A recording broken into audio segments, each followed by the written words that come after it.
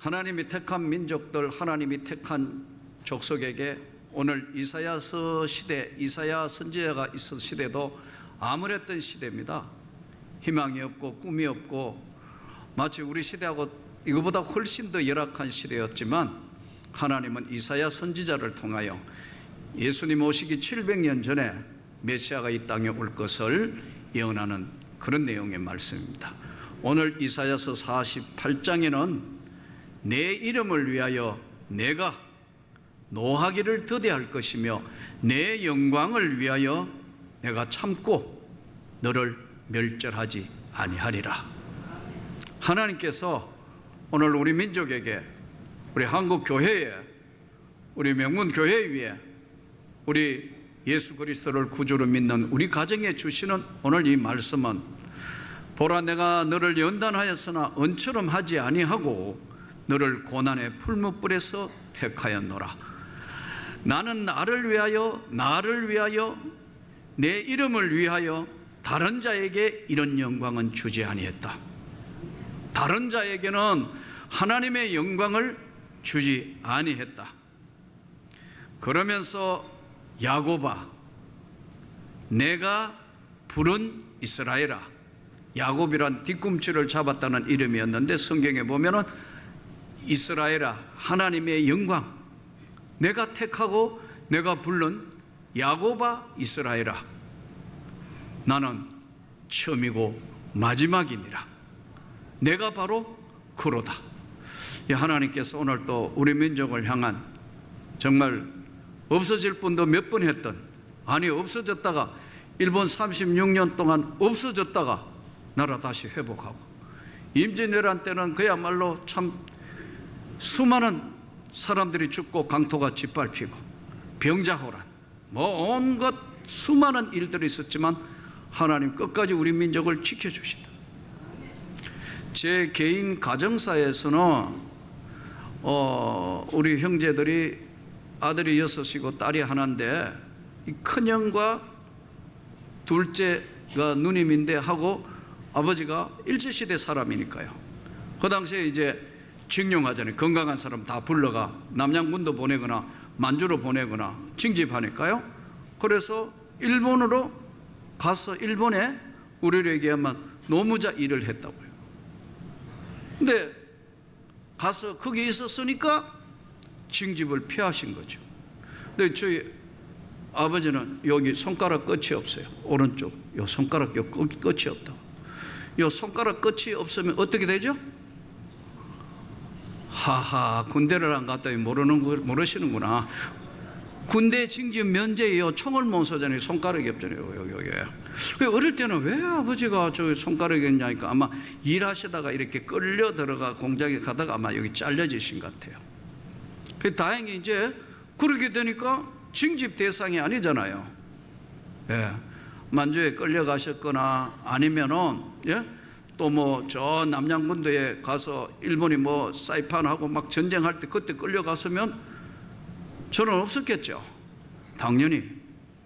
근데 이제 일본에서도 살기가 너무 힘들고 어렵고 하니까 나중에 이제 다시 뭐 손가락도 없고 뭐 그러니까 이제 다시 고향으로 돌아와야 되는데, 뭐 고향에도 물론 별로 반길 사람이 있겠습니까? 우리 할머니 뭐 아버지 누님 고모 계셨다는데, 어릴 때 어머니 이야기가 이제 돌아와야 되니까 배를 타러 시모노세키 항구에 와가 있었는데, 그때 둘째 형, 누님 바로 밑에 둘째 형이 태어난 거예요. 나하고 10년 차이에요. 42년생이라고. 근데 애기를 놓으니까 그 애기 이름이 뭐냐면 한국 이름은 다 뺏었으니까요. 구녀예요. 이름이 구녀라고. 일본 이름이 구녀예요. 예. 오사카 현에 태어났다.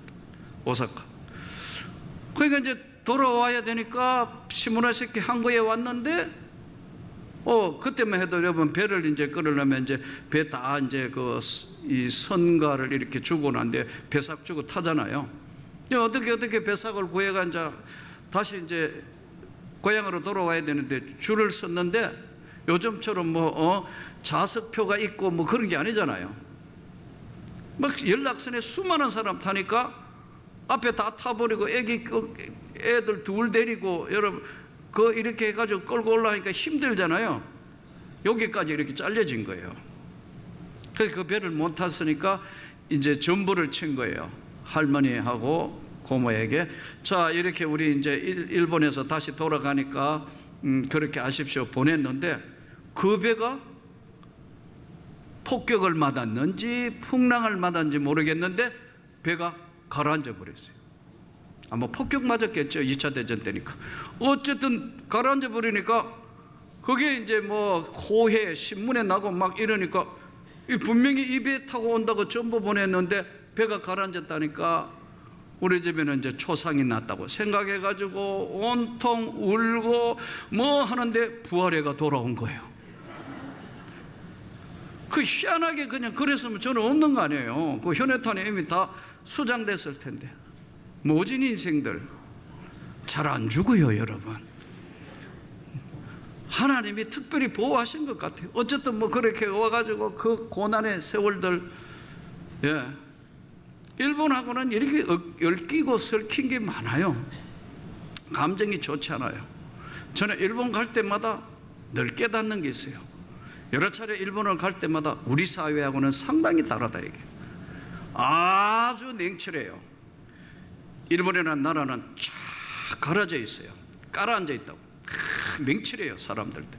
우리처럼 막 이래 안 해요. 쫙 깔아져. 아주 이지적이며 냉철해요. 그리고 뭘 하나 해도요, 항상 매뉴얼대로 움직여요. 1번 안 되면 2번, 2번 안 되면 3번, 3번 안 되면 4번 다 정해져 있다고. 독도 주장하는 거 보세요. 야금야금야금해가 어느 날 우리 거 이렇게 한다. 못된 족속들이에요. 아주 몹쓸 인생들이에요.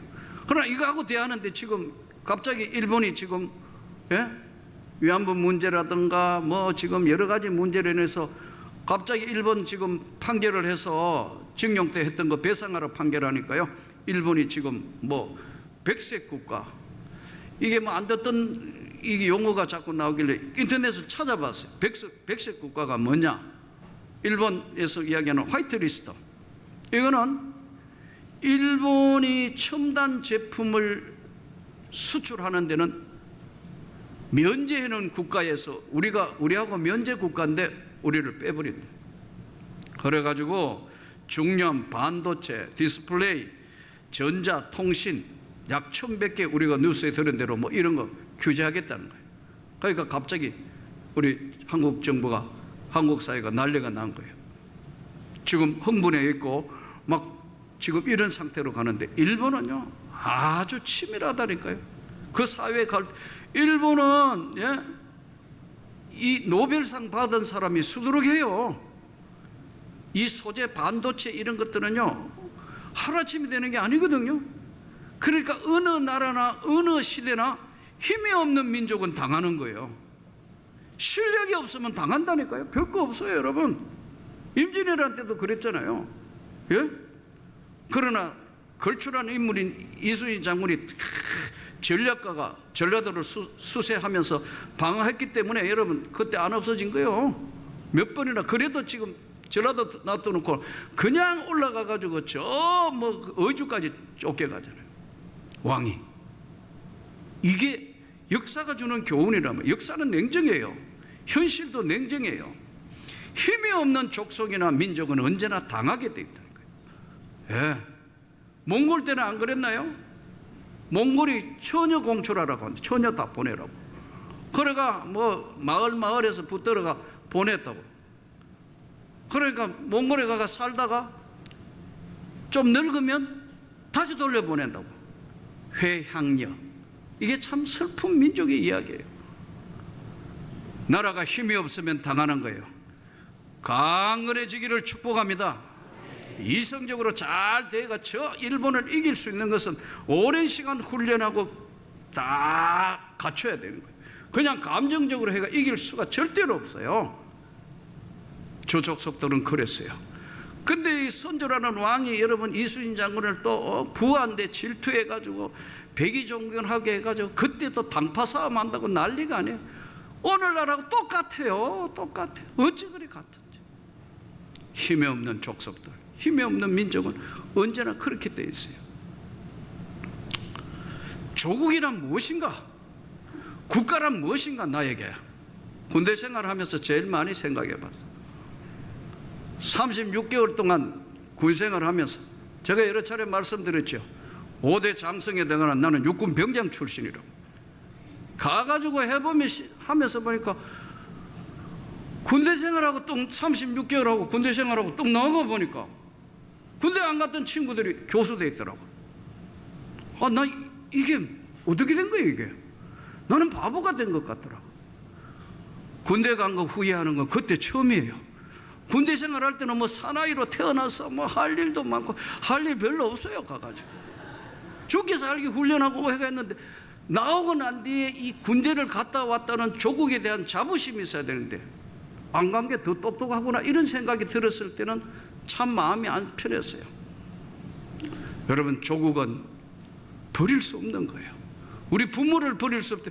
나라가 약해지면요 세상 밖에 나가가지고요 업신여김 당해요. 아무것도 안 해요. 이 민족이 강해져야 하는 줄을 믿습니다. 나라가 강하고 나라가 잘 살아야 힘이 있는 거지. 힘이 없는 민족은 보세요. 트럼프 대통령 하는 거 보세요. 자꾸 돈 더 내라 그러잖아요. 자꾸 돈 더 내라고. 북한은 마음에 안 든다고 너희가 왜 자꾸 미국 편 들고 우리하고는 협조 안 하느냐 하고 자꾸 불꽃놀이 하고 있어요. 뭐 하는 거예요 지금 이게? 정신을 못 차리고 있다고. 일본은 우리를 백색 국가로 뽑아내가지고요 이거 좀 통제해야겠다고 우리 자기 마음에 징용 판결을 해가 배상하라 했다고 지금 그렇게 나온다고. 위안부 문제 해결되지 않는 거. 나라가 힘이 없으면 그런 거니까요. 우리 정말 기도해야 할 줄 믿습니다. 냉철하게 봐야 될 수 있는 역사가 주는 교훈이에요. 역사가 주는 교훈이라. 하나 되지 못한 민족은 언제나 밥이 됐어요. 땅파 싸움하고 무너지는 거하고 똑같아요. 정신 차려야 돼요. 지도자는 정말 정신을 차려서 냉철한 현실을 봐야 돼요.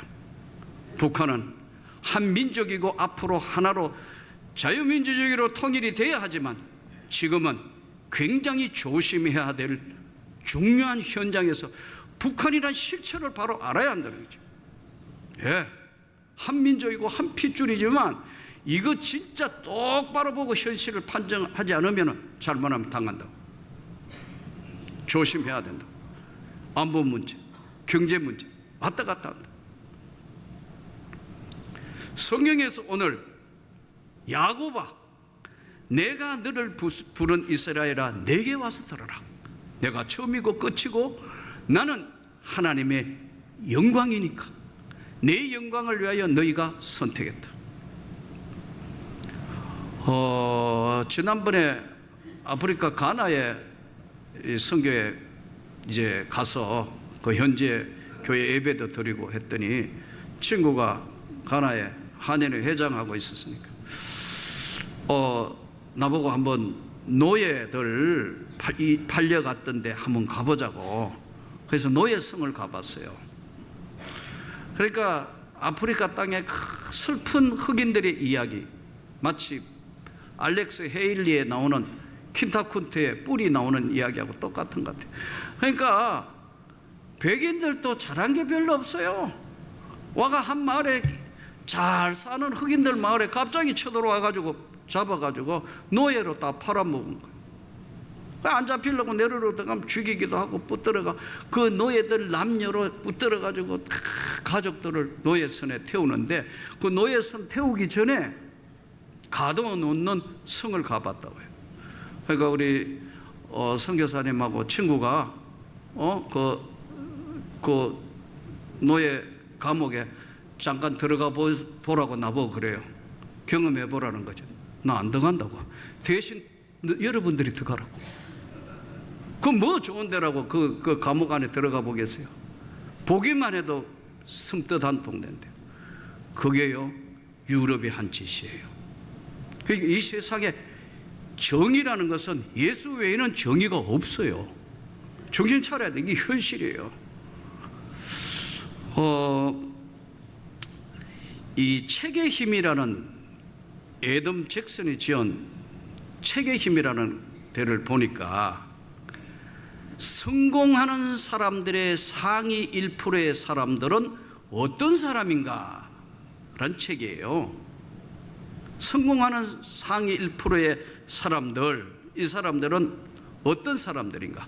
더 똑똑해서, 교육을 많이 받아서, 성실해서, 뭘 해서 여러 가지 조건을 따는데 상위 1%를 사는 사람들의 특징을 딱 하나로 꼽은데 뭐냐면 목적이 분명한 사람들, 삶의 목적이 분명한 사람들, 이게 상위 1% 사는 사람들의 특징이에요.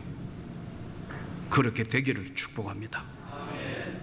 이 나라도 삶의 목적이, 나라의 삶의 목적이 없는 것 같아요. 우리 한국 교회도 지금 그 어느 때보다 냉소적으로 사회가 자꾸 하는 것은, 왜냐하면 교회 목적을 잃었기 때문에 그래요. 삶의 목적이 분명하면요, 행복해질 수 있어요. 삶의 목적이 분명하지 못하기 때문에 어느 때보다 건강식품 챙겨 먹고 건강식하고 운동도 많이 하고 뭘 많이 하는데 왜 이렇게 환자들은 병원마다 넘쳐나는가? 이 책의 힘에 나오는 애덤 잭슨은 딱 한 가지로 정리했어요. 목적이 없는 삶이었다. 목적이 있는 삶을 살아라는 거예요. 어때요, 여러분? 목적이 있는 사람은 고생해도 힘들고 어려워도 목표가 있으니까, 목적이 있으니까요, 행복한 거예요. 결혼, 이혼, 파산, 여러 가지 많은 것도 원인이 뭐냐? 목적이 없다는 거예요. 목적이 있는 사람들은요, 더 나은 가치를 위하여 내려놓을 수 있는 거예요. 언제나 다 내려놓을 수 있는 거예요. 이게 예수의 사람이고 성경의 사람이에요. 목적이 있는 삶, 목적이 분명한 사람은 여러분 절대로 좌절하거나 실망하지 않습니다. 그래서 상위 1%에 들어가는 거예요. 목적이 분명하기 때문에, 건강도 목적이 분명하기 때문에 절제하고 훈련하고 어려워도 견디는 거예요. 더 이상 먹고 싶어도 목적이 분명할 때는 절제하는 거예요. 목적이 희미해지면 에라 모르겠다, 기왕에 버린 몸 실컷 먹고 몸 다 버립니다. 목적이 분명하지 못하니까요. 행복하다 불행하다, 목적이 분명한 사람 둘이 만나면 행복하게 됩니다. 목적이 없으니까. 돈 벌어 뭐 하는데, 더 좋은 직장 구해 그 다음 뭐 할 건데, 무엇이냐 올라가 보면 목적이 없는 삶이라는 거예요. 이게 책의 힘에 나오는 애덤 잭슨의 이야기예요. 이번에 그 일본하고 지금 첨예한 대립을 하고 있어요. 예. 뭐 또 생전 들어보도 뭐한 지소미아니 뭐예요. 이거 지소미아는 이거는, 예? 일본과 군사 정보 교류하는 것이라 하는데, 일본이 원해서, 우리가 원해서 한 게 아니에요. 미국이라는 나라가 지금 이 아시아 쪽에 중국이란 거대한 힘이 뻗쳐나오는 걸 방어하기 위해서 정보 교류하도록 만드는 시스템이에요. 이걸 파괴한다? 다 제정신들이 아닌 것 같아요. 지금은 냉철하게 해서, 예? 힘을 기르고 뭔가 정신을 차려서, 감정적인 것은 가깝고도 멀다니까요. 진짜 나쁘다니까요. 진짜 나쁜 놈들이라니까요. 마음에 안 든다니까요. 그러나 감정적으로 대립하면 언제나 지게 되어 있다니까.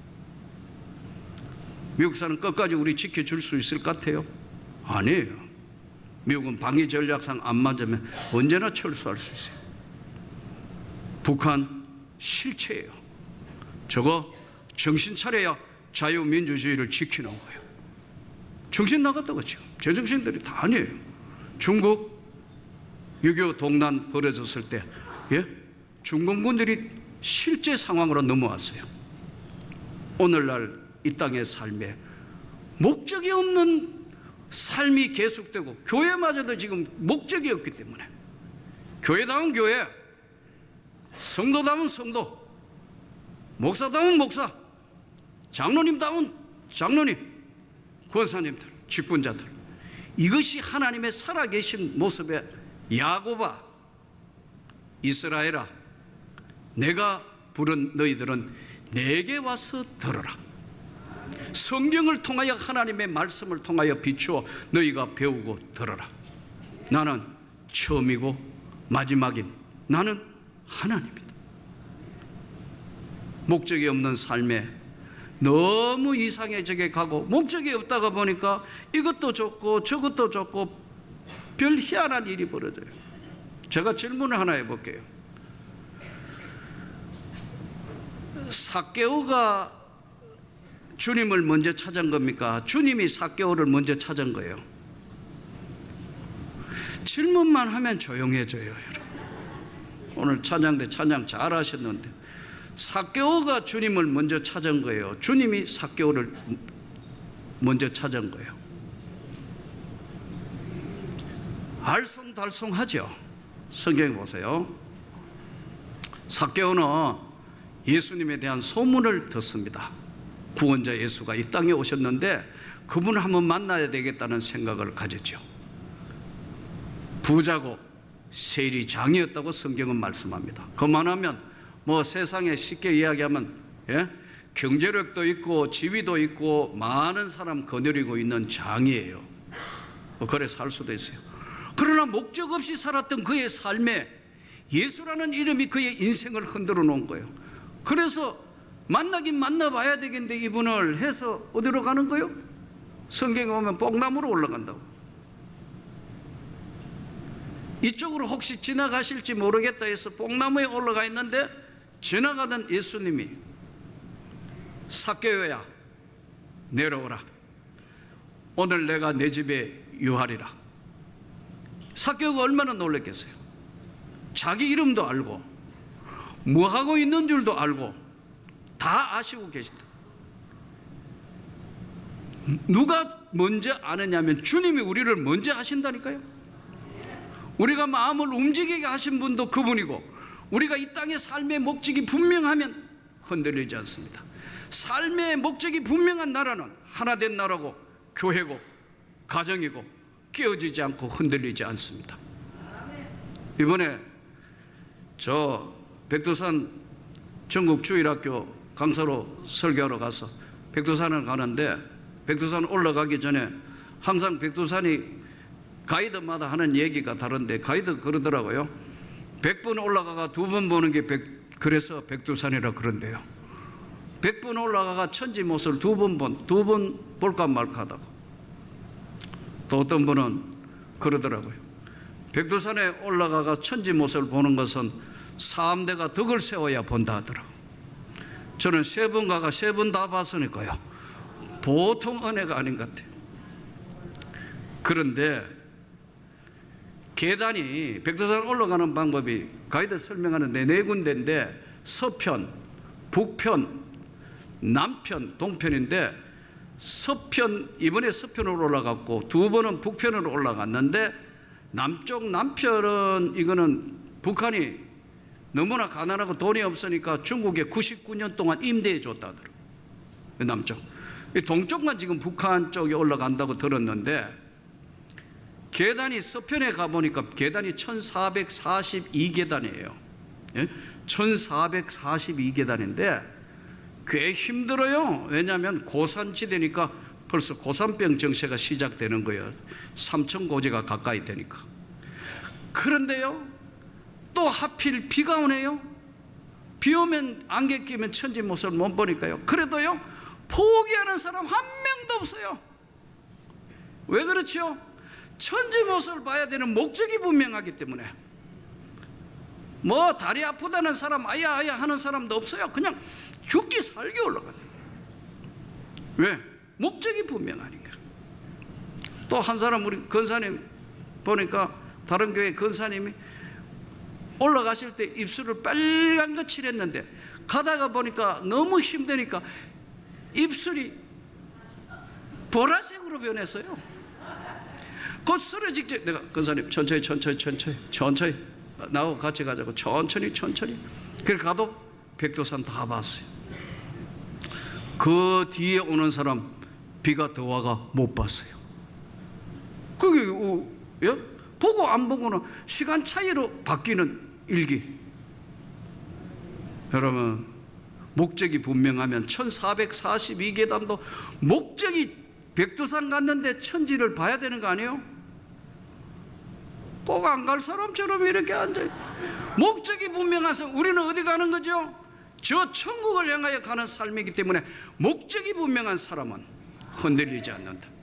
이 조국 대한민국도 오늘날 목적이 없어졌다.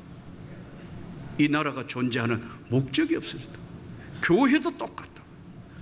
목적 있는 삶은 가장 하나님께서 우리를 강하게 하시고, 목적이 있는 사람은 행복한 삶을 살게 되고, 목적이 분명한 사람은 이 땅에 어떤 일이든 강건하게 해 주실 줄 믿습니다. 오늘 이 목적 있는 삶을 하나님께 살아드려서 영광이 되기를 주의 이름으로 축복합니다.